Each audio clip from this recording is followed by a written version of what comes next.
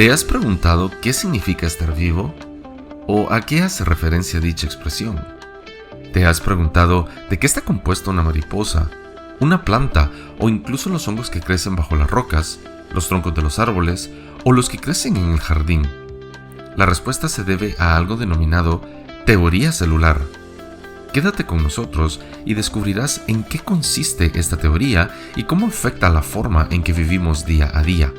No te levantes de tu asiento, saca tu libreta y tu bolígrafo que ya inicia la clase en el aula virtual.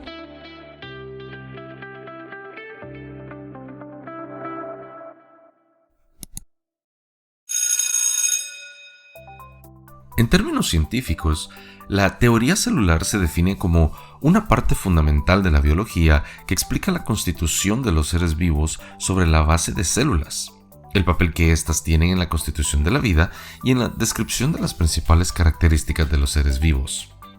Lo sé, quizá te parece algo enredada, pero para que entiendas esta expresión mejor, primero debemos hablar de un poco de historia. Debido al diminuto tamaño de las células, para los investigadores era imposible poder observarlas a simple vista. Es por ello que, gracias a la invención del microscopio en el siglo XVII, estas pudieron ser observadas y, a partir de este momento, se pudo iniciar su estudio.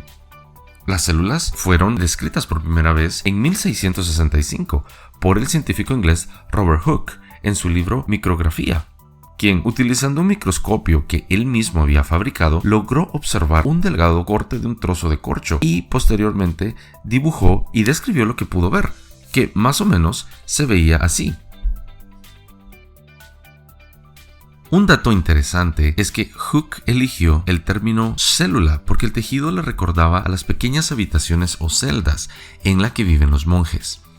Posteriormente, Marcello Malpighi y Nehemiah Grew, en 1671 por separado, estudiaron la estructura de los órganos vegetales encontrando pequeñas cavidades que llamaron utrículos o vesículas para referirse a lo que Hooke llamó células.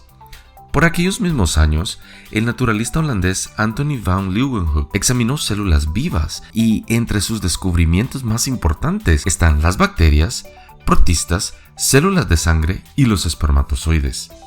Desafortunadamente, Leeuwenhoek no compartió sus técnicas y por eso fue que hasta 100 años después, a finales del siglo XIX, los biólogos centraron seriamente su atención en el estudio de las células debido a los avances tecnológicos y los nuevos microscopios de la época.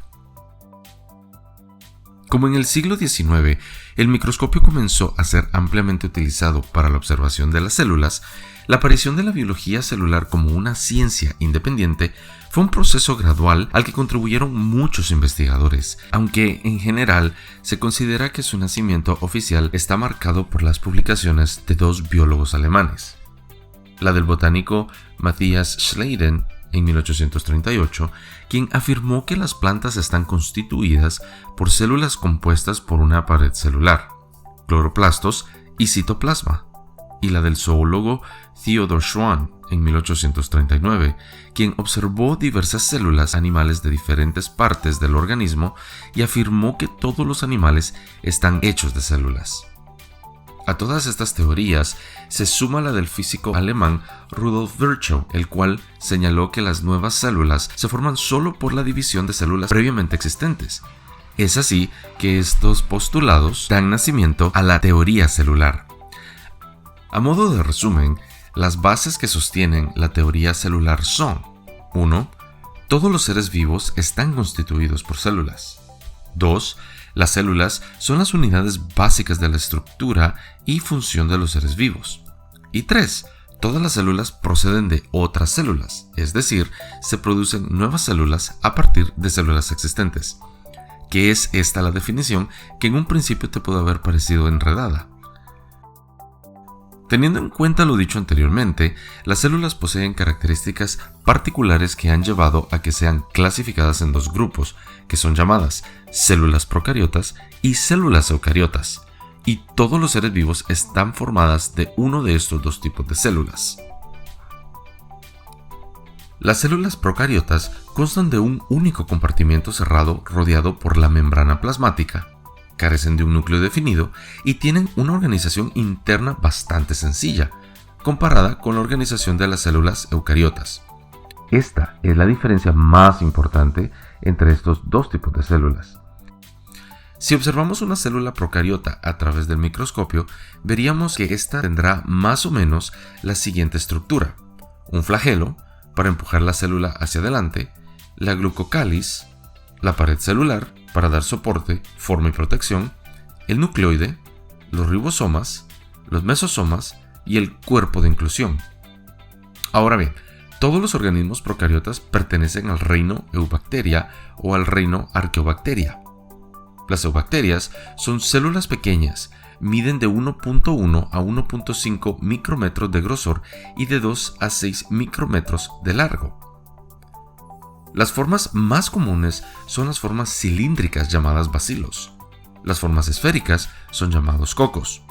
Las que son rígidas se llaman espirilos. Por otra parte, las arqueobacterias viven en condiciones muy extremas, tales como elevadas y bajas temperaturas, altas concentraciones de sal, pH muy ácidos, entre otras. Se han adaptado a una variedad de ambientes inhóspitos, como en las aguas de la Antártida, en el Mar Muerto, en respiraderos volcánicos y otros. Un dato interesante es que de 1 a 1.5 kilogramos del peso promedio de un ser humano se debe a las bacterias, sobre todo a las que forman la flora normal en el intestino grueso.